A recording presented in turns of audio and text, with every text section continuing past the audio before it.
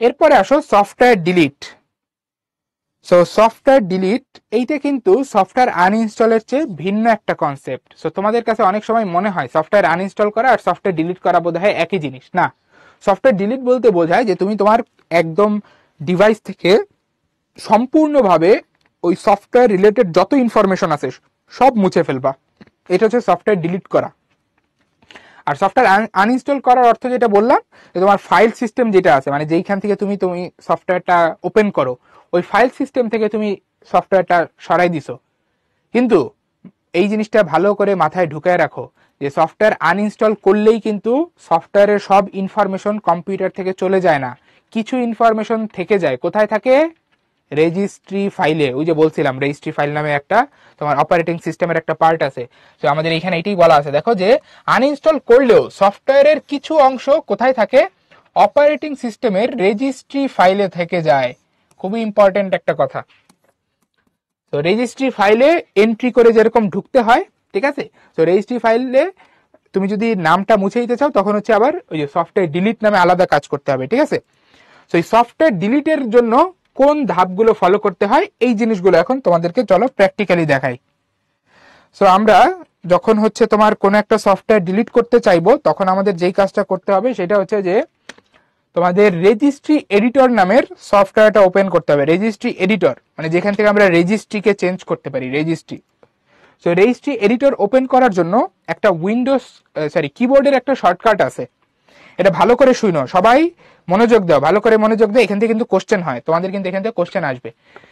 আমাদের registry editor open করার জন্য একটা কিবোর্ড শর্টকাট আছে। কিবোর্ড শর্টকাট বলতে মানে কিবোর্ডে তুমি একটা বাটন চাপবা আর ওটা ওপেন হবে। তো সেই শর্টকাটটা হচ্ছে এরকম যে তুমি প্রথমেই কিবোর্ড থেকে রান কমান্ড অ্যাক্টিভেট করবা। রান কমান্ড অ্যাক্টিভেট করার জন্য কি করা লাগে?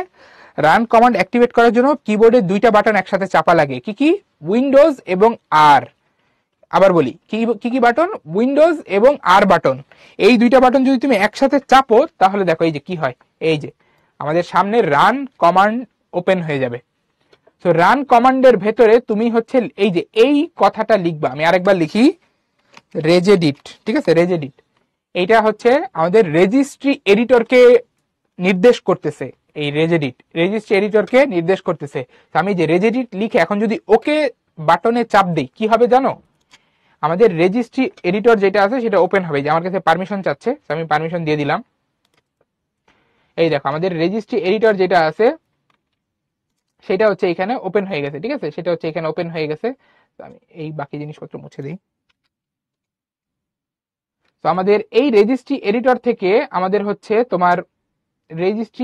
থেকে আমরা আমাদের এই যাবতীয় তোমার হচ্ছে সফটওয়্যারকে হচ্ছে আমরা এখান থেকে ডিলিট করতে পারবো, ঠিক আছে। সো আমরা যদি একটু এখানে ধাপগুলো দেখাতে চাই, আচ্ছা আমি আরেকবার নিয়ে আসি এটা।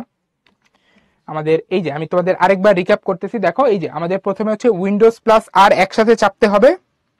উইন্ডোজ প্লাস আর একসাথে চাপলে হচ্ছে যে রান কমান্ড অ্যাক্টিভেট হবে।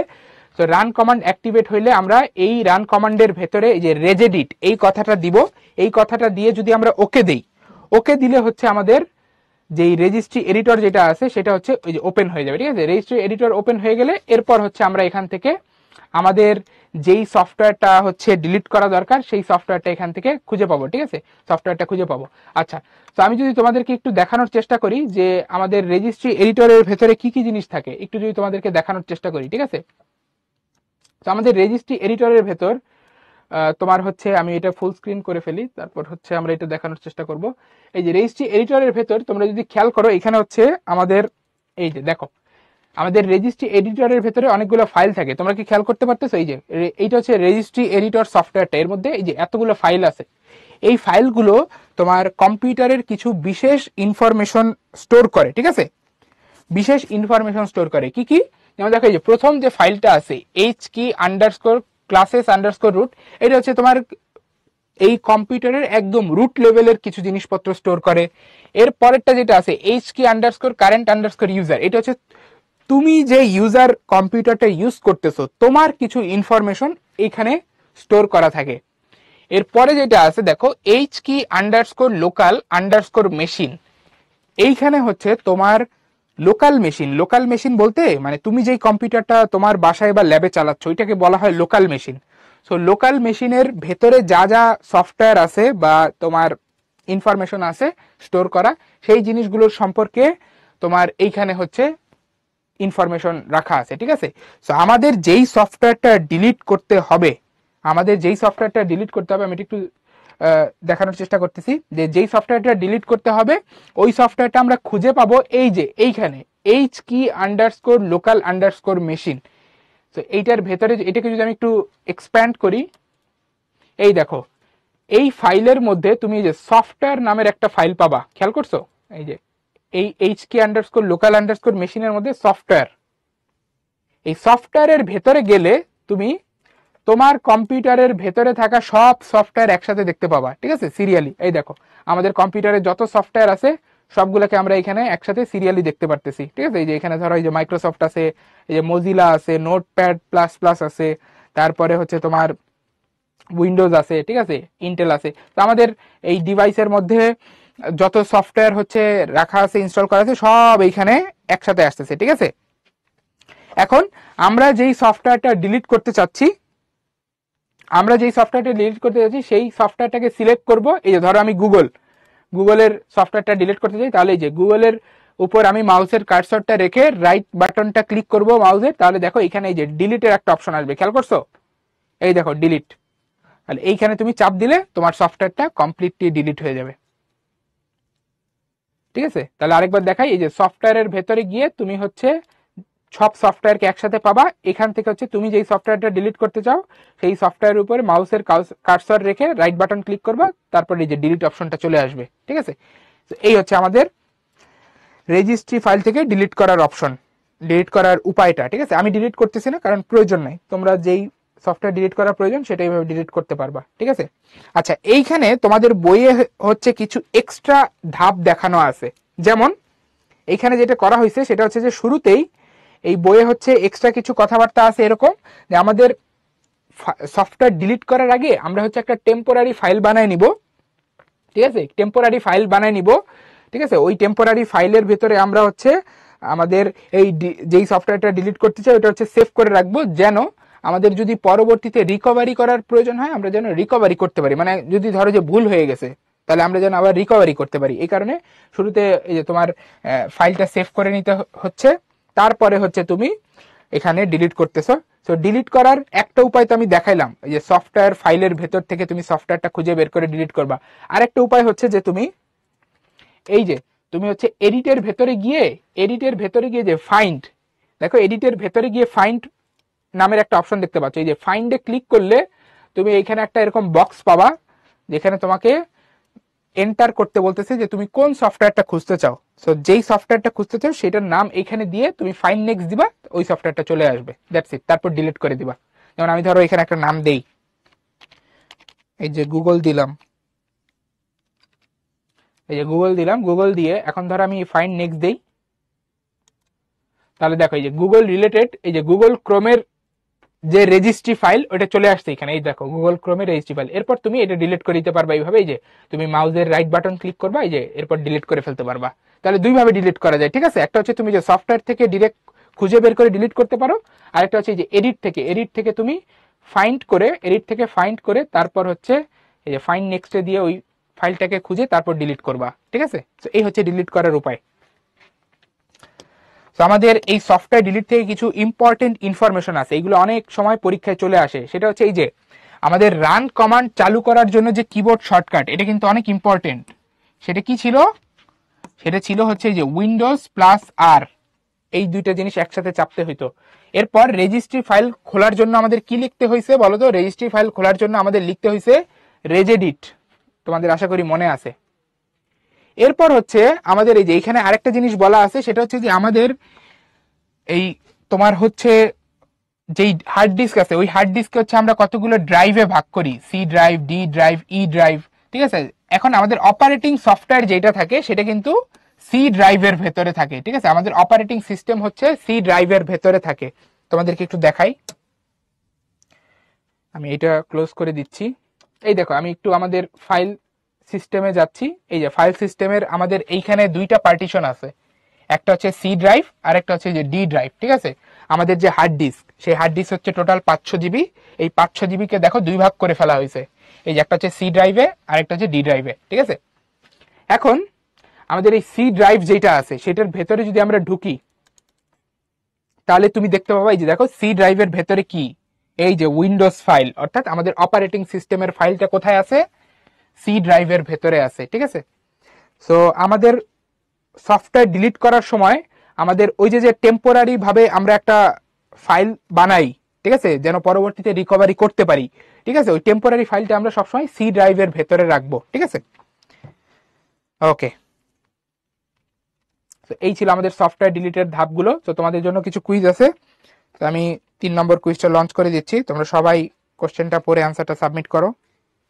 সাধারণত সাধারণত অপারেটিং সিস্টেম কোন ড্রাইভে থাকে, সি ড্রাইভে, ঠিক আছে। সাধারণত আমাদের ম্যাক্সিমাম টাইমে আমরা হচ্ছে সি ড্রাইভেই রাখি, ঠিক আছে। তোমরা মেজরিটি বলেছো অপশন এ হচ্ছে কারেক্ট অ্যান্সার। এক্স্যাক্টলি এখানে বলা হয়েছে রান কমান্ড সক্রিয় করার জন্য প্রক্রিয়া কোনটি বা কোন কিবোর্ড শর্টকাট ইউজ করি আমরা, এই যে উইন্ডোজ প্লাস আর একসাথে চাপলে রান কমান্ড অ্যাক্টিভ হয়। অপশন এ হচ্ছে আমাদের কারেক্ট অ্যান্সার, ঠিক আছে। লিডার বোর্ডটা তোমাদের সাথে শেয়ার করতেছি। তো কি তা আমি সংক্ষিপ্ত প্রশ্ন দেখে ব্রেকে যাব।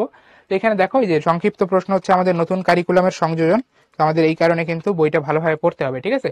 তো এখানে দেখো আমাদের বলা হচ্ছে যে ডিস্ক ক্লিন আপ আর ডিফ্র্যাগমেন্টার তোমার হচ্ছে কেন ব্যবহার করা হয়, ঠিক আছে। যে এখানে একটা আকার চলে আসছে ভুলে, কেন ব্যবহার করা হয়, ঠিক আছে। তো কেন ব্যবহার করা হয় বলো। ডিস্ক ক্লিন আপ ব্যবহার করি আমরা কোন কাজে, আমাদের হার্ড ডিস্ক ক্লিন করতে বা হার্ড ডিস্ক থেকে তোমার টেম্পোরারি ফাইল বা অপ্রয়োজনীয় ফাইল মুছে দিতে, ঠিক আছে, টেম্পোরারি ফাইল ক্লিন করার জন্য।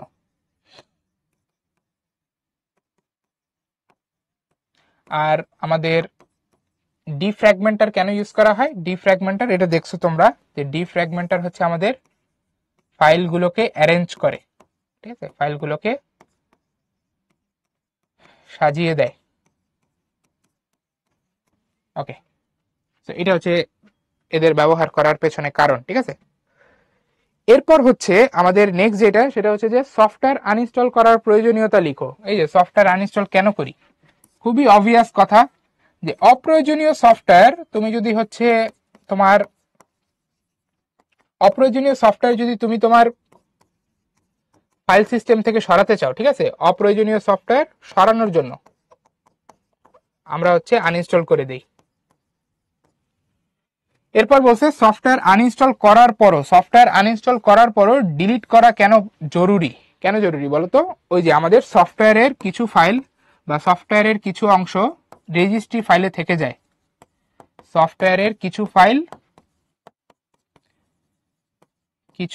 অংশ রেজিস্ট্রি ফাইলে থেকে যায়, এই কারণে ডিলিট করার প্রয়োজন হয়, ঠিক আছে। তো এই হচ্ছে আমাদের প্রশ্নগুলোর উত্তর। ওকে, তাহলে এইভাবে সেকেন্ড পার্ট কন্টিনিউ করব, ঠিক আছে। সো আমরা ক্লাসের ফার্স্ট পার্টে হচ্ছে কম্পিউটার মেইনটেনেন্স বা কম্পিউটার রক্ষণাবেক্ষণের বিভিন্ন দিক সম্পর্কে আলোচনা করেছি, ঠিক আছে। সেকেন্ড পার্টে গিয়ে আমরা মূলত দেখব হচ্ছে তোমার সাইবার সিকিউরিটি নিয়ে আলোচনা, ঠিক আছে। খুবই ইন্টারেস্টিং আলোচনা, আশা করি তোমাদের খুবই ভালো লাগবে, ঠিক আছে। তো মনোযোগ দিয়ে শোনার চেষ্টা করো, একটা ইন্টারেস্টিং আলোচনা আশা করি হবে। আচ্ছা, তো প্রথমেই আমরা একটু সাইবার ক্রাইম বা সাইবার অপরাধ নিয়ে আলোচনা করি, যে আমাদের এখনকার যে ডিজিটাল ওয়ার্ল্ড, যেখানে আমাদের সবাই কম বেশি ইন্টারনেটের সাথে কানেক্টেড, ঠিক আছে।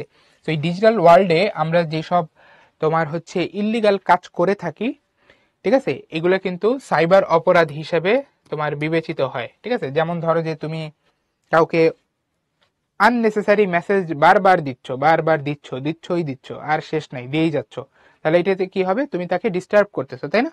তো এটা কিন্তু একটা সাইবার ক্রাইমের মধ্যে পড়ে। কিংবা ধরো যে তুমি হচ্ছে কারো সেন্সিটিভ ইনফরমেশন ইন্টারনেট থেকে হয়তোবা তুমি পারমিশন ছাড়া নিয়ে তাকে থ্রেট করতেছো বা তাকে বুলি করতেছো, তো এই জিনিসগুলো কিন্তু সাইবার ক্রাইমের মধ্যে পড়ে। বা তুমি হচ্ছে ধরো যে ফলস নিউজ বা ফেক নিউজ ছড়াচ্ছ, এটাও একটা সাইবার ক্রাইম। বা তুমি হচ্ছে কারো ডিভাইস পারমিশন ছাড়া অ্যাক্সেস করতেছো, এটা একটা সাইবার ক্রাইম, ঠিক আছে। সো এরকম তোমার কিছু ইললিগাল কাজ আছে যেগুলো আমরা সাইবার ক্রাইম হিসেবে চিহ্নিত করি। তো এই কাজগুলো কি কি আমরা একটু দেখার চেষ্টা করি। যে আমাদের সাইবার অপরাধগুলোর মধ্যে অন্যতম হচ্ছে তোমার হ্যাকিং, ঠিক আছে, হ্যাকিং অন্যতম। এর পাশাপাশি আরো আছে হচ্ছে তোমার এই যে ব্রুট ফোর্স অ্যাটাক। এই জিনিসগুলো নিয়ে আজকে আমরা পড়াশোনা করব, যে what is brute force attack. তো ব্রুট ফোর্স অ্যাটাক হচ্ছে সাইবার অপরাধের মধ্যে পড়ে। এরপর হচ্ছে তোমার নেক্সট যেটা আছে সেটা হচ্ছে তোমার ডেটা ইন্টারসেপশন, এটা নিয়ে আমরা পড়াশোনা করব, ডেটা ইন্টারসেপশন। তারপরে হচ্ছে তোমার ডিডস অ্যাটাক, ডিডস অ্যাটাক এটা নিয়েও আমরা পড়াশোনা করব। এগুলো সব হচ্ছে সাইবার ক্রাইম, ঠিক আছে। এবং ফাইনালি তোমার কম্পিউটার ম্যালওয়্যার, যেটা নিয়ে আমরা আগেও কথাবার্তা বলছি, ঠিক আছে, কম্পিউটার ম্যালওয়্যার এটা নিয়ে আমরা হচ্ছে আজকে কথাবার্তা বলবো, ঠিক আছে। ওকে, তো এইগুলো আমাদের সবগুলোই কিন্তু সাইবার অপরাধের মধ্যে পড়ে যায়, ঠিক আছে। তো আমরা একটা একটা করে সবই দেখবো। তো ফার্স্টে আসি হ্যাকিং।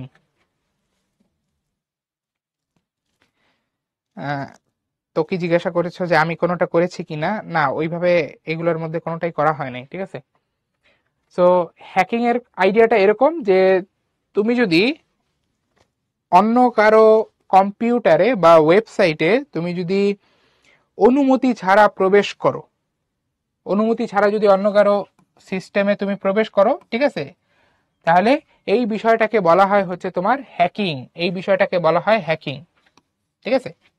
ধরো তুমি হচ্ছে তোমার ফ্রেন্ডের কম্পিউটারে তুমি হচ্ছে পারমিশন ছাড়া ঢুকছো, ঠিক আছে। তুমি হয়তো বা সামহাউ তার পাসওয়ার্ড, তারপর হচ্ছে তার ইউজার আইডি হচ্ছে তুমি সামহাউ বের করে ফেলছো, ঠিক আছে, কোনোভাবে তুমি হচ্ছে সিস্টেম থেকে বের করে ফেলছো, বের করে তারপর তার কম্পিউটারে ঢুকে পড়ছো, ঠিক আছে। তাহলে এটা কিন্তু হ্যাকিং হয়ে যাবে। আচ্ছা, এবং যেই মানুষ এই হ্যাকিং এর কাজটা করে তাকে বলা হয় হচ্ছে হ্যাকার, ঠিক আছে, তাকে বলা হয় হ্যাকার। ওকে, তো হ্যাকিং জিনিসটা সবসময় যে খারাপ তা কিন্তু না, ঠিক আছে। হ্যাকিং জিনিস যে সবসময় খারাপ তা কিন্তু না। হ্যাকিং অনেক সময় আমাদের ভালো কাজের জন্য করতে হয় বা নিজেদের তোমার রক্ষার জন্য অনেক সময় করতে হয়। যেমন এই যে এখানে এটাই বলা আছে, দেখো যে আমাদের অনেক সময় আমাদের যেই নিজস্ব, যে ধরো আমরা আমাদের নিজস্ব যদি কোনো ওয়েবসাইট থাকে, তো ওই ওয়েবসাইটের যদি কোনো ফাঁকফোকর থাকে বা কোনো লুপ হোল থাকে, আমরা সেটা বন্ধ করার চেষ্টা করব যেন অন্য কেউ সেটা সুযোগ না নিতে পারে। তো এরকম ভাবে দেখা যায় যে অনেক সময় আমাদের সিস্টেমের সিকিউরিটির স্বার্থে তোমার হচ্ছে হ্যাকিং করতে হয়। তো এই বিষয়টাকে আমরা বলি হচ্ছে এথিক্যাল হ্যাকিং বা হোয়াইট হ্যাট হ্যাকিং, ঠিক আছে। এবং যারা হচ্ছে এই কাজটা করে তাদেরকে আমরা বলি হচ্ছে তোমার হোয়াইট হ্যাট হ্যাকার, ঠিক আছে। এই যে হোয়াইট হ্যাট হ্যাকার, এই নামটা আশা করি অনেকেই শুনছো তোমরা, হোয়াইট হ্যাট হ্যাকার বা এথিক্যাল হ্যাকার। সো এরা মূলত যেই কাজটা করে, এরা হচ্ছে তোমার সিস্টেমের সিকিউরিটি মেকশিওর করার জন্য বা সিস্টেমে কোনো তোমার ফাঁকফোকর আছে কিনা সেটা বের করার জন্য তারা হ্যাকিং করে থাকে, ঠিক আছে। কিন্তু তারা সিস্টেমের কোনো ক্ষতি করে না, সিস্টেম থেকে কোনো ইনফরমেশন চুরি করে না বা হচ্ছে সিস্টেমের কোনো তোমার ক্ষতি করে না, ঠিক আছে। এটা হচ্ছে বিষয়। এরপরে আসো নেক্সট যেটা বলা হচ্ছে, দেখো যে যারা হচ্ছে তোমার এই উদ্দেশ্য নিয়ে ঢুকে যে আমরা হচ্ছে অন্য কারো নেটওয়ার্কে ঢুকে তারপর হচ্ছে তথ্য চুরি করব বা নষ্ট করে দিব, ঠিক আছে, তাদেরকে আমরা বলি হচ্ছে ব্ল্যাক হ্যাট হ্যাকার। এই দেখো, এদেরকে বলা হয় ব্ল্যাক হ্যাট হ্যাকার বা অবৈধ হ্যাকার, ঠিক আছে। এদেরকে ক্র্যাকারও বলা হয়, ক্র্যাকারও বলা হয়, ঠিক আছে। তোমরা এই ঘটনা আশা করি অনেকে শুনছো যে তোমার বাংলাদেশের যেই ফেডারেল ব্যাংক বা কেন্দ্রীয় ব্যাংক, ঠিক আছে, বাংলাদেশ ব্যাংক, এই বাংলাদেশ ব্যাংকের রিজার্ভ থেকে কিন্তু $1 বিলিয়ন তোমার হ্যাকিং এর মাধ্যমে চুরি হইতে নিছিল, ঠিক আছে। এই ঘটনাটা তোমার বেশ পুরনো হলেও এটা কিন্তু অনেক সিরিয়াস একটা ঘটনা ছিল, ঠিক আছে। তো ওই হ্যাকিংটা করছিল হচ্ছে তোমার নর্থ কোরিয়ার কিছু তোমার হচ্ছে নর্থ কোরিয়া বলতেছি, সাউথ কোরিয়ার কিছু হ্যাকার, ঠিক আছে। তো তারা অলমোস্ট সাকসেসফুল হয়ে গেছিল, একদম লাস্ট স্টেজে গিয়ে হচ্ছে আটকে গেছিল, ঠিক আছে। তো আমরা বলতে গেলে অল্পের জন্য বেঁচে গেছিলাম একটা বিশাল পরিমাণ টাকা, $1 বিলিয়ন। তো এই যে হ্যাকিং করে কিন্তু অনেকে এরকম হচ্ছে, ধরো যে ব্যাংকের সার্ভার যদি হ্যাক করতে পারে, তাহলে ওই যে ব্যাংকের সার্ভার হ্যাক করলে কিন্তু তোমার হচ্ছে ব্যাংক থেকে চাইলে আমি টাকা লেনদেন করতে করতে পারবো, ঠিক আছে, ব্যাংকের পারমিশন ছাড়াই টাকা লেনদেন করে ফেলতে পারবো। তো এই কারণে হ্যাকিং কিন্তু অনেক সময় অনেক বড় ধরনের তোমার দুর্ঘটনা ঘটাই দিতে পারে, ঠিক আছে। এই কারণে আগে থেকে সচেতন থাকতে হয়। হ্যাকিং তোমার হচ্ছে করার জন্য, প্রতিরোধ করার জন্য তোমার হচ্ছে অনেক সময় ফায়ারওয়াল দেওয়া হয় বা অনেক সিকিউরিটি মেজারমেন্ট দেওয়া হয়, ঠিক আছে, মানে যেন খুব সহজেই কেউ তোমার সিস্টেমে ঢুকে পড়তে না পারে, ঠিক আছে, এই কারণে অনেক সিকিউরিটি মেজারমেন্ট আছে।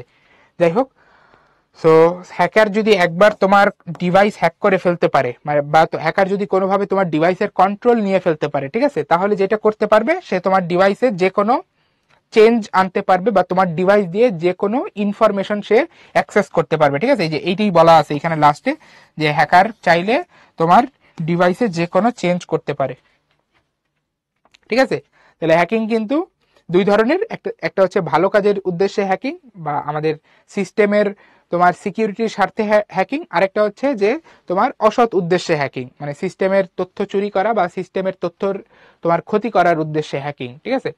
একটা ভালো একটা খারাপ, এটা আমাদের বুঝতে হবে। এরপরে আসো নেক্সট যে সাইবার ক্রাইমটা সম্পর্কে আমরা পড়বো, সেটা হচ্ছে তোমার ব্রুট ফোর্স অ্যাটাক। এই যে এই ব্রুট ফোর্স ওয়ার্ডটা তোমরা সামনে শুনবা, যারা হচ্ছে প্রোগ্রামিং করবা সামনে তারা এই ওয়ার্ডটা আরো শুনবা, ব্রুট ফোর্স, ঠিক আছে। সো ব্রুট ফোর্স ওয়ার্ডটা বলতে বোঝায় যে তুমি ট্রায়াল অ্যান্ড এরর করবা, ঠিক আছে। ট্রায়াল অ্যান্ড এরর মানে তুমি কোনো লজিক ছাড়া সব ধরনের কম্বিনেশন চেক করতে করতে যাবা, তুমি একটা প্রবলেমের সলিউশন খোঁজার জন্য সব ধরনের কম্বিনেশন এখানে বা যত ধরনের এখানে ঘটনা ঘটতে পারে সবগুলো এখানে টেস্ট করবা। তো ফাইনালি একটা না একটা তো মিলে যাবে, একটা না একটা তো রেজাল্ট হবে, ঠিক আছে। সো আমরা হচ্ছে এই বিষয়টাকে একটা এক্সাম্পল দিয়ে বোঝানোর চেষ্টা করি, যে ধরো তুমি হচ্ছে গুগলে একটা অ্যাকাউন্ট তৈরি করছো। তো তোমার গুগলের অ্যাকাউন্ট, এটা ধরো গুগলের একটা ইন্টারফেস। এই গুগলের অ্যাকাউন্টে লগ ইন করার জন্য কি কি লাগে বলো তো? একটা ইউজার আইডি লাগে আর আরেকটা হচ্ছে পাসওয়ার্ড লাগে, তাই না? তো এই দুইটা জিনিস হচ্ছে আমাদের প্রয়োজন হয়, এই দুইটা ইনফরমেশন। এখন ধরো যে তোমার ইউজার আইডি কেউ জেনে গেছে, ঠিক আছে, তোমার ইউজার আইডি কেউ জেনে গেছে, তোমার ইউজার আইডি কেউ জেনে গেছে, যে তোমার ইউজার আইডি ধরো ধরো যে স্পাইডার, তোমার ইউজার আইডি হচ্ছে স্পাইডার। এখন পাসওয়ার্ড তো সে জানে না, মানে যে তোমার অ্যাকাউন্টে ঢুকতে চাচ্ছে সে তোমার ইউজার আইডি জানে কিন্তু পাসওয়ার্ড জানে না, তাহলে কিভাবে ঢুকবে? পাসওয়ার্ড ছাড়া তো ঢোকা যাবে না। পাসওয়ার্ড ইউজার আইডি কারেক্ট হইলে তখনই কেবলমাত্র এখানে লগ ইন করা যাবে, ঠিক আছে, লগ ইন করা যাবে। তো কিভাবে সে ঢুকতে পারে? যে ধরো যদি পাসওয়ার্ড এরকম হয়, আমরা একটা এক্সাম্পল চিন্তা করতেছি, যে ধরো যদি পাসওয়ার্ড এরকম হয় যেখানে 4টা ডিজিট দিতে হয়, যে এখানে হচ্ছে 4টা ডিজিট দিতে হবে, অর্থাৎ 0 থেকে 9 মাঝে 4টা ডিজিট এখানে দিতে হবে, ঠিক আছে, একটা নির্দিষ্ট কম্বিনেশনে, তাহলেই তোমার অ্যাকাউন্টে ঢুকতে পারবা তুমি।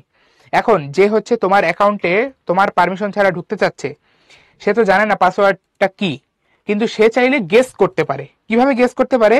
সে যত ধরনের পাসওয়ার্ড হওয়া সম্ভব, এই চার ডিজিটের যত ধরনের নাম্বার হওয়া সম্ভব, 4 ডিজিটের যত ধরনের নাম্বার হওয়া সম্ভব সবগুলো একটা একটা করে দিবে আর ট্রাই করবে, সবগুলো একটা একটা করে দিবে আর ট্রাই করবে। তাহলে বলো তো একটা সময় পর গিয়ে কি সে সাকসেসফুল হয়ে যাবে না যদি সে করতে পারে? হ্যাঁ, হয়ে যাবে, কিন্তু কারণ একটা পাসওয়ার্ড তো কারেক্ট হবেই, এটা তো তুমিও বুঝো।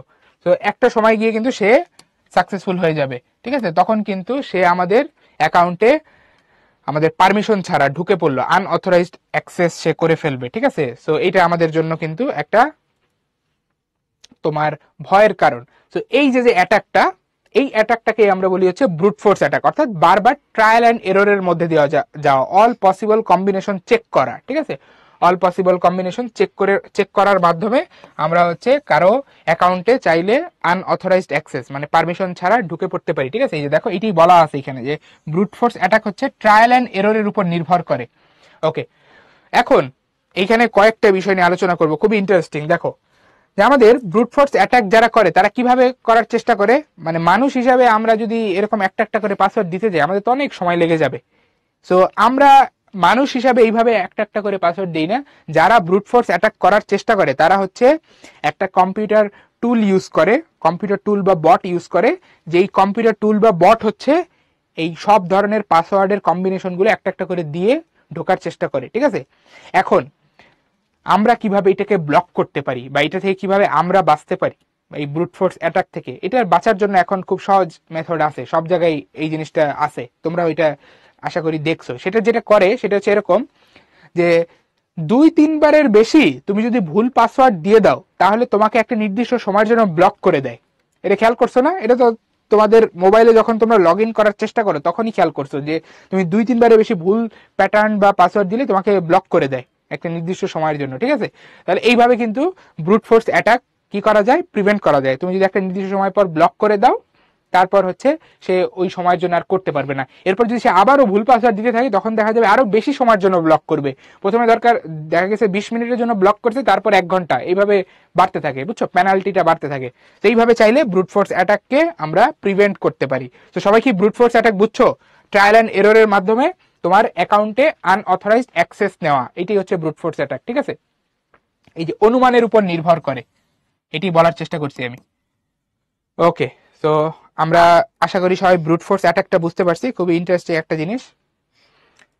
তো এই ব্রুট ফোর্স অ্যাটাক থেকে রক্ষা পাওয়ার জন্য আরেকটা বিষয়, এটা খুবই কমন এখন, সেটা হচ্ছে যে 2 ফ্যাক্টর অথেন্টিকেশন, ঠিক আছে? এইটাও করা হয় 2 ফ্যাক্টর অথেন্টিকেশন। এটা যে আমরা প্রায় ফেস করি যখন আমরা গুগল অ্যাকাউন্টে ঢুকতে যাই, তখন দেখবা যে 2 ফ্যাক্টর অথেন্টিকেশন চালু হয়। যেমন তোমার নাম্বারে একটা 1 টাইম পাসওয়ার্ড আসে, ওই পাসওয়ার্ড তুমি কারেক্টলি দিলে তখনই ঢুকতে পারো, ঠিক আছে? এটা 2 ফ্যাক্টর অথেন্টিকেশন। ওকে, এরপরে আসো ডেটা ইন্টারসেপশন। এইটাও একটা সাইবার ক্রাইম, ঠিক আছে? ডেটা ইন্টারসেপশন যেটা বলা হচ্ছে এখানে, এটা একটা সাইবার ক্রাইম। তো আমরা এখন ডেটা ইন্টারসেপশন সম্পর্কে পড়বো। এটা হচ্ছে খুবই সহজ, যে দেখো আমাদের সেন্ডার যখন রিসিভারকে ডাটা পাঠায়, ঠিক আছে, তখন সে কিন্তু একটা চ্যানেলের মধ্য দিয়ে পাঠায়, মানে ধর একটা তারের মধ্য দিয়ে পাঠাইছে, ঠিক আছে? আমাদের রিসিভারকে যখন সেন্ডার ডাটা পাঠায় তখন হচ্ছে যে এরকম একটা তারের মধ্য দিয়ে ডাটা পাঠানো হয়, ঠিক আছে? ওকে, এখন দেখো এখানে যেই ঝামেলাটা হইতে পারে যে আমাদের মেসেজ যখন এখানে পাঠানো হবে, আমাদের এখানে যখন সেন্ডারের মেসেজটা পাঠানো হবে তখন দেখা যাইতে পারে এরকম হয়েছে যে মাঝখানে অন্য কেউ এই মেসেজটা পড়ে ফেলছে, ঠিক আছে? এই যে থার্ড পার্টি এসে দেখা গেছে যে এই মেসেজটা পড়ে ফেলছে, ঠিক আছে? তো এই বিষয়টা যে আমাদের সেন্ডার আর রিসিভার যখন তোমার এই মেসেজ আদান প্রদান করতেছে তখন যেন মাঝখানে কেউ না পড়তে পারে, ঠিক আছে? মাঝখানে যেন কেউ না পড়তে পারে, এইটাই আসলে ডেটা ইন্টারসেপশন প্রতিরোধ করার মেইন টার্গেট, ঠিক আছে? তো ডেটা ইন্টারসেপশন বুঝছো সবাই? এই যে আমাদের থার্ড পার্টি এসে যে তোমার সেন্ডার আর রিসিভারের মাঝখানে ডেটাকে হচ্ছে ইল্লিগালি পড়ে ফেলতেছে, এইটাই হচ্ছে ডেটা ইন্টারসেপশন। তো আমরা এটা চাই না যে আমাদের তোমার হচ্ছে প্রাইভেট মেসেজ অন্য কেউ পড়ে ফেলুক, আমরা এটা চাই না, ঠিক আছে? তো এইটা প্রিভেন্ট করার উপায় কি? এইটা প্রিভেন্ট করার উপায়টা হচ্ছে যে তুমি মেসেজটা ডিরেক্ট পাঠাবা না, তুমি সেন্ডার হিসাবে মেসেজটা ডিরেক্ট পাঠাবা না। তুমি যেটা করবা সেটা হচ্ছে তোমার এই মেসেজটা, যেটা তুমি পাঠাইতে চাও, এইটাকে তুমি হচ্ছে আগে এনক্রিপ্টেড করবা। এই যে এনক্রিপশন, এটাকে আমরা কি বলি? এনক্রিপশন। এনক্রিপশন করার অর্থটা কি দেখো, খুবই ইম্পর্টেন্ট। এনক্রিপশন করার অর্থ হচ্ছে যে তোমার মেসেজটাকে তুমি পাঠানোর সময় তুমি ওইটাকে পড়ার অযোগ্য করে দিবা, অর্থাৎ মাঝখানে কেউ যদি এই মেসেজটা পায়ও সে যেন পড়তে না পারে, এরকম ভাবে চেঞ্জ করে দিবা। আমি একটা এক্সাম্পল দিচ্ছি, যে ধরো তুমি তোমার বন্ধুকে এই মেসেজটা পাঠাইতে চাও, হ্যালো, ঠিক আছে? এই মেসেজটা পাঠাইতে চাও, হ্যালো। এখন মাঝখানে কেউ যেন না দেখে বা মাঝখানে কেউ যেন এই মেসেজটা পড়ে কিছু না বুঝতে পারে, এই কারণে তুমি কি করবা? এখানে তুমি হচ্ছে এখানে এনক্রিপশন করবা। এই যে এনক্রিপশন, এখানে তুমি মাঝখানে কি করবা? এনক্রিপশন। সো এনক্রিপশন করে ডাটাটা কিভাবে আমরা চেঞ্জ করব দেখো, এভাবে অনেকভাবে এনক্রিপশন করা যায়। এনক্রিপশন করার অনেক নিয়ম আছে, আমি একটা দেখাচ্ছি, ঠিক আছে? এরকম তুমিও চাইলে বের করতে পারো বিভিন্ন টেকনিক। এটা হচ্ছে এই প্রত্যেকটা লেটারকে আমি ধরে ধরে এক ঘর ডানে সরাই দিব। এটার অর্থ কি? দেখো এইচ এর এক ঘর ডানে কোন লেটারটা আছে বলতো? GHI। তাহলে আমি এইচ এর জায়গায় আই লিখে দিব। এরপর ই, ক্যাপিটাল ই এর এক ঘর ডানে কোন লেটারটা আছে? F। তাহলে ই এর জায়গায় আমি F লিখে দিব। এরপর এল, এল এর এক ঘর ডানে কোন লেটারটা আছে? জে কে এল এম, তাহলে এল এর জায়গায় আমি এম লিখে দিব। এবং ফাইনালি ও, ও এর এক ঘর ডানে কোন লেটারটা আছে? পি, পি আছে, তাহলে ও এর জায়গায় পি লিখে দিব। তাহলে দেখো আমাদের অ্যাকচুয়াল মেসেজটা কি ছিল? হ্যালো, সেটা কি হয়ে গেল? এই যে IFMMP। এখন তুমি একটু চিন্তা করো তো, আমাদের কেউ যদি ইল্লিগালি এই মেসেজটা ইন্টারসেপ্ট করেও ফেলে, ইল্লিগালি যদি কোনো থার্ড পার্টি এই মেসেজটা ক্যাপচার করেও ফেলো, সে কি কিছু বুঝবে এখান থেকে? সে তো জানে না যে তুমি অ্যাকচুয়াল মেসেজটাকে কিভাবে চেঞ্জ করছো, সে তো সেটা জানে না। তাহলে সে এই মেসেজ দেখে কিছু বুঝবে যে কি বলতে চাচ্ছে? সে তো কিছুই বুঝবে না, এটার কোনো মানেই নাই। ইংলিশ ল্যাঙ্গুয়েজে এই ওয়ার্ডের কোনো মানেই নেই, তাহলে সে কিন্তু কিছুই বুঝবে না। তাহলে আমরা এইভাবে এনক্রিপ্টেড করে যদি পাঠাই তাহলে কিন্তু ডাটা সিকিউর থাকবে, ঠিক আছে? ডাটা সিকিউর থাকবে। এখন তুমি বলবা যে ভাই রিসিভার কিভাবে বুঝবে? রিসিভারকে তো আমি এই যে এইটা পাঠাতে চাই নাই, আমি পাঠাতে চাইছি এইটা, ঠিক আছে? তাহলে রিসিভার কিভাবে বুঝবে যে আমি তাকে হ্যালো বলছি? তো রিসিভার যেটা করবে সেটা হচ্ছে তোমার এই মেসেজটা, এই যে তোমার এনক্রিপ্টেড মেসেজটাকে রিসিভার হচ্ছে আবার এনক্রিপশনের উল্টা কাজটা করবে। তাহলে বলো এনক্রিপশন যেটা আমরা করছি সেটার উল্টা কাজ কি হইতে পারে? ডিক্রিপশন, ঠিক আছে? এটাকে আমরা বলি ডিক্রিপশন। তাহলে ডিক্রিপশন করলে কি হবে? অ্যাকচুয়াল মেসেজটা আমরা ফিরে পাবো। কিভাবে ফিরে পাবো? এক্সাম্পলটা দেখাই। দেখো এই যে যে মেসেজটা ছিল, এই মেসেজটাকে যদি আবার ডিক্রিপ্ট করা হয়, ডিক্রিপশন করা হয়, তখন কি হবে? এই এই মেসেজটাকে যদি আমরা ডিক্রিপ্ট করি তখন কি হবে? এই দেখো আমরা মেইন মেসেজটার কিভাবে চেঞ্জ করছিলাম? এক ঘর করে করে ডানে সরাইছি, এক ঘর করে করে ডানে সরাইছি।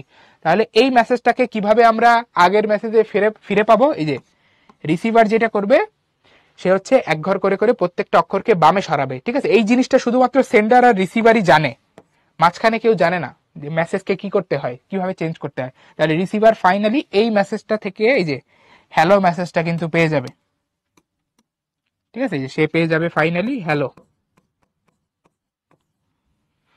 এই হচ্ছে ফাইনালি রিসিভারের কাছে পৌঁছানো মেসেজ, ঠিক আছে? তাহলে ডেটা ইন্টারসেপশন আশা করি বুঝতে পারছো, ডেটা ইন্টারসেপশনের বিষয়টা কি এবং কিভাবে এটাকে আমরা তোমার হচ্ছে প্রতিরোধ করতে পারি সেটাও কিন্তু বুঝতে পারছো। তোমরা দেখবা যখন হোয়াটসঅ্যাপে এখন আমরা একজন আরেকজনের সাথে চ্যাট করি, উপরে লেখা ওঠে এন্ড টু এন্ড এনক্রিপ্টেড, ঠিক আছে? এই লেখাটা দেখছো না সবাই? তো এইটাই বোঝানো হয়। ওকে,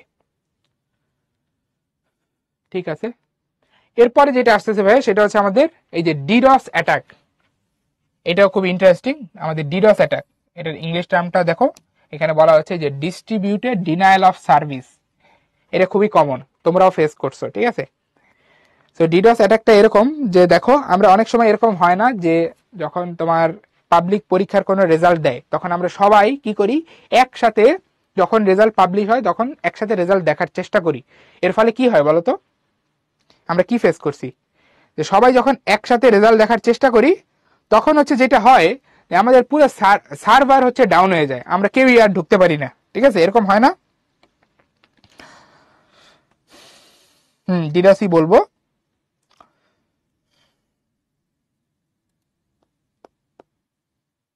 সার্ভার ডাউন হয়ে যায়, এক্স্যাক্টলি এটাই বলছে, সার্ভার ডাউন হয়ে যায়, ঠিক আছে?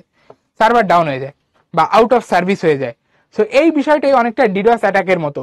সো ওইখানে তো আর আমরা ইচ্ছা করে সার্ভার ডাউন করি না, আমরা সবাই হচ্ছে রেজাল্ট দেখার উদ্দেশ্যে ঢুকি, কিন্তু আলটিমেটলি সার্ভার ডাউন হয়ে যায়, তাই না? এই জিনিসটা আমরা সবাই দেখছি রিয়েল লাইফে। সো ডিডস অ্যাটাক আসলে ওরকমই। ওইখানে যেটা করা হয় ডিডস অ্যাটাকে এই কাজটা মানে একসাথে বেশি মানুষ ঢোকানোর কাজটা ইচ্ছা করে করানো হয়। আমরা রেজাল্ট দেখার সময় যেরকম অনিচ্ছাকৃতভাবে ওই কাজটা করে ফেলি, মানে সার্ভার ডাউন করে ফেলি, ওটা আমাদের দোষ না।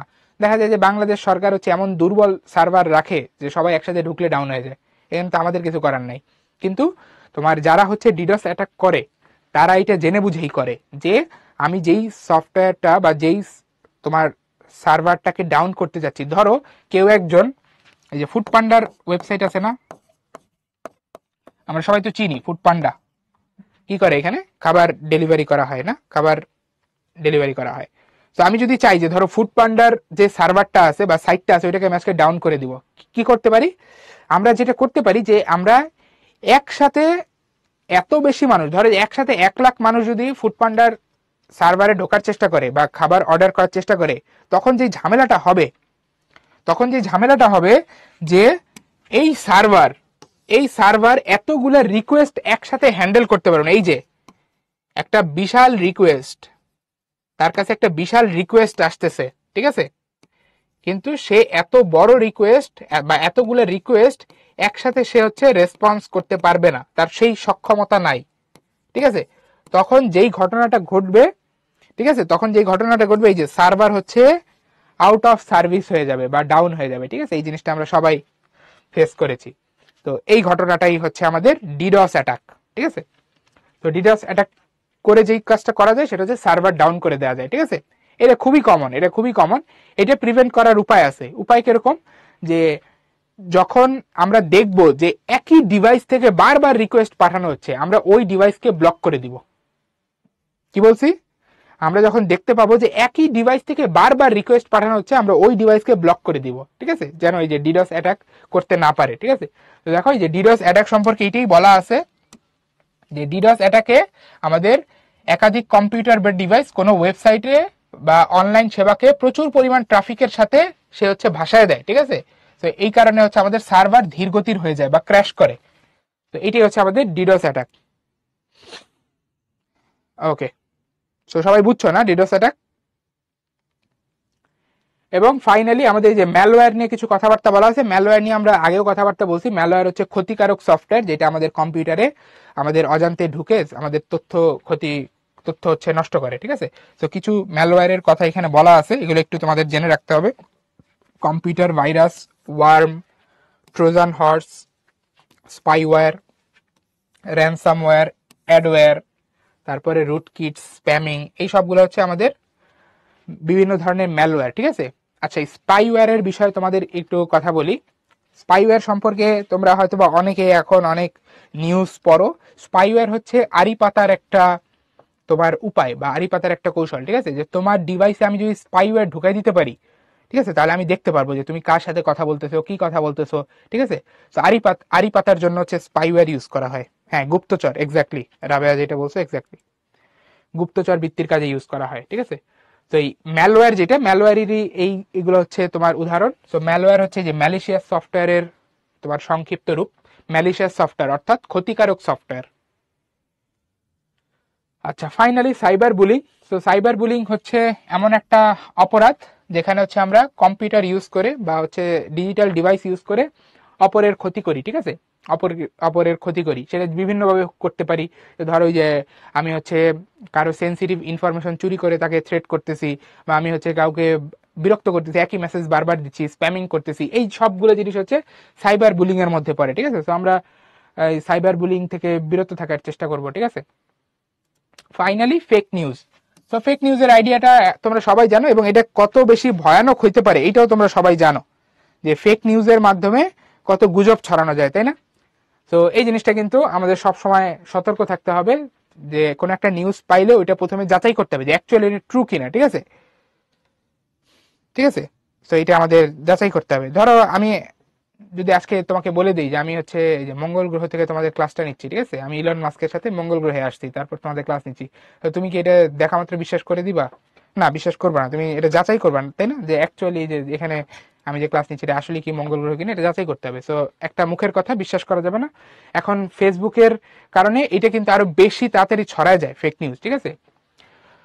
ওকে, ফাইনালি আমাদের নিজেদের নিরাপত্তার স্বার্থে এবং আমাদের সাইবার নিরাপত্তার স্বার্থে কিছু কৌশল আমরা ফলো করতে পারি, ঠিক আছে। সেই কৌশলগুলোর মধ্যে প্রথম হচ্ছে যে তোমার এই যে 2 ফ্যাক্টর অথেন্টিকেশন সবসময় আমরা চালু করে রাখবো, ঠিক আছে। তো 2 ফ্যাক্টর অথেন্টিকেশনের ব্যাপারে আগেও বলছি, আরেকবার বলি 2 ফ্যাক্টর অথেন্টিকেশন কি করে, এটা ইম্পর্টেন্ট। 2 ফ্যাক্টর অথেন্টিকেশন হচ্ছে যে ধরো তুমি তোমার গুগল অ্যাকাউন্টে ধরো যে তুমি ঢুকতে চাচ্ছ, এখন গুগল তোমাকে ভেরিফাই করবে যে আসলেই এটা তুমিই কিনা, ঠিক আছে, যেই তোমার অ্যাকাউন্ট সেই তুমিই কিনা, ঠিক আছে। সেটা কিভাবে ভেরিফাই করবে, যে তুমি ধরো তোমার একটা ফোন নাম্বার গুগলকে আগে দিয়ে রাখছিলা, তোমার একটা ফোন নাম্বার, সো গুগল কি করবে, তোমার ওই ফোন নাম্বার একটা ওয়ান টাইম পাসওয়ার্ড পাঠাবে, কারণ গুগল জানে যে ওই ফোন নাম্বারটা তোমার কাছেই কেবলমাত্র থাকা উচিত। তো তুমি যখন ওই ওয়ান টাইম পাসওয়ার্ডটা গুগলকে দিবা, গুগল ভেরিফাই করবে যে হ্যাঁ এটি আমি পাঠাইছিলাম, তখন ও বুঝতে পারবে যে না অ্যাকচুয়ালি এই অ্যাকাউন্টটা যার সেই ঢোকার চেষ্টা করতেছে, ঠিক আছে। এই যে এটাকে আমরা বলি টু ফ্যাক্টর অথেন্টিকেশন, ঠিক আছে। তো এই জিনিসটা আমরা এখন কম বেশি সবাই হচ্ছে ইউজ করি। অনেক সময় আমাদের অ্যাকাউন্টে লগ ইন করার সময় টু ফ্যাক্টর অথেন্টিকেশনের মধ্যে দিয়ে যেতে হয়, ঠিক আছে। এই যে ওটিপি যেটা বলা আছে, ওটিপি হচ্ছে আমাদের এই যে সেই ওয়ান টাইম পাসওয়ার্ডের শর্ট ফর্ম, ঠিক আছে, ওয়ান টাইম পাসওয়ার্ড, ঠিক আছে। তো আমাদের 5 নম্বর কুইজটা চলে আসছে, আমি কুইজ লঞ্চ করে দিচ্ছি, তোমরা অ্যান্সারটা সাবমিট করার চেষ্টা করো।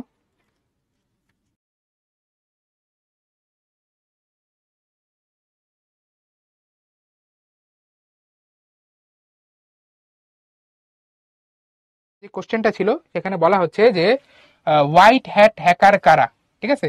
তো আমরা এটা দেখেছিলাম, হোয়াইট হ্যাট হ্যাকার কারা, যারা হচ্ছে তোমার সিস্টেমের স্বার্থে হ্যাকিং করে, সিস্টেমের নিরাপত্তা পরীক্ষা করার জন্য হ্যাকিং করে, ঠিক আছে। এই যে এইটাই বলা আছে যে যারা সিস্টেমের নিরাপত্তা পরীক্ষা করার জন্য বৈধভাবে হ্যাকিং করে, যারা ভালো, সোজা কথায় যারা ভালো।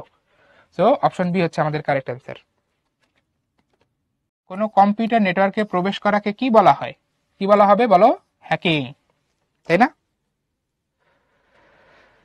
সাইবার বুলিং অলরেডি পড়াইলাম তো ভাইয়া, দেখো নাই? সাইবার বুলিং তো পড়ানো শেষ, ঠিক আছে। তাহলে এটা হবে আমাদের হ্যাকিং, তাই না? এক্স্যাক্টলি। এরপরে আমাদের ফাইনালি কিছু সংক্ষিপ্ত প্রশ্ন আছে, এটা দিয়ে ক্লাস শেষ করব। এই যে আমাদের ডেটা ইন্টারসেপশন সম্পর্কে লেখার কথা বলা আছে এখানে। তো ডেটা ইন্টারসেপশন সম্পর্কে আমরা অলরেডি দেখছি। তারপর ডিডস আক্রমণ সম্পর্কে বুঝিয়ে লেখার কথা বলা হয়েছে, এটা আমরা দেখছি। এই দুইটা তোমরা হচ্ছে HW করে ফেলবা, ঠিক আছে। তোমরা লক্ষ্মী বাচ্চা, সুন্দর মতো এই দুইটা কোশ্চেন লিখে ফেলবা। আমি তোমাদের হেল্প করি একটু।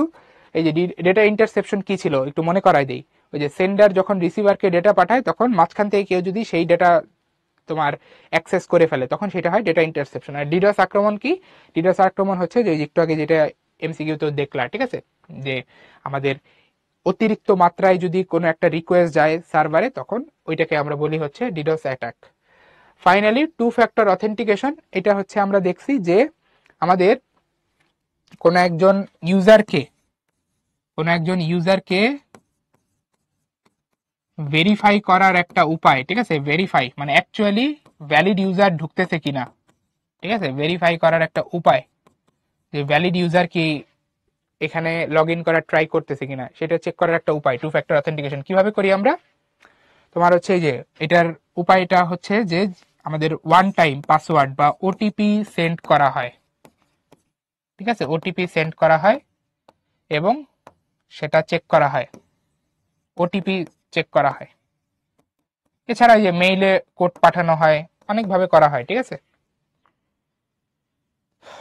সংক্ষিপ্ত প্রশ্ন কয় পেজ লিখবো? এটা খুব বেশি বড় করবা না, এখানে হচ্ছে একদম টু দা পয়েন্ট কথাবার্তা।